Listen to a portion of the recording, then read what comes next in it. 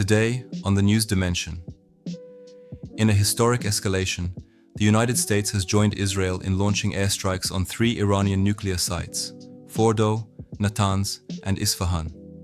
The operation marks the most direct American military action against Iran in decades. Shortly after midnight local time, US B-2 stealth bombers and submarine-launched Tomahawk missiles struck the underground enrichment site at Fordow, key centrifuge facilities at Natanz, and a uranium processing center near Isfahan.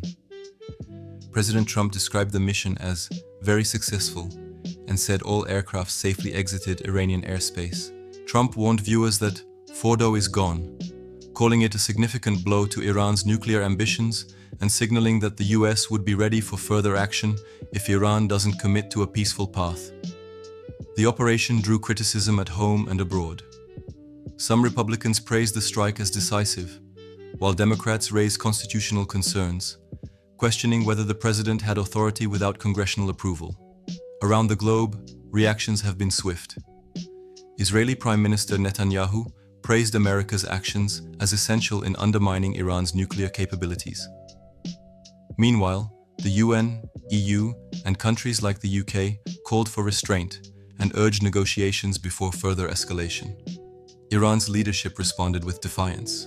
Tehran's foreign ministry denounced the strikes as savage military aggression, violating international law, and warned that all options are open for retaliation.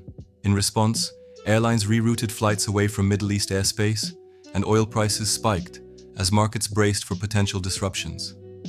This also represents a major shift for Trump. Though previously opposing foreign interventions, he framed the strike as a necessary step to halt Iran's atomic advancement. He aligned closely with Israeli military goals, saying diplomacy had failed. A dramatic detail: US B-2 stealth bombers flew deep into Iranian airspace, dropping heavy bunker-buster bombs on Fordow. Additional Tomahawk missile strikes hit Natanz and Isfahan, inflicting heavy damage.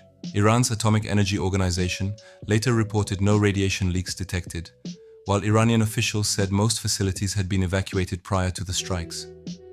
The region now stands on edge. Iran vows revenge. US troops and interests in the Middle East are at increased risk.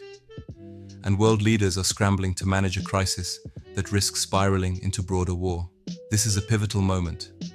America's direct military engagement could redraw Middle Eastern dynamics and set a precedent for confrontation over nuclear threats.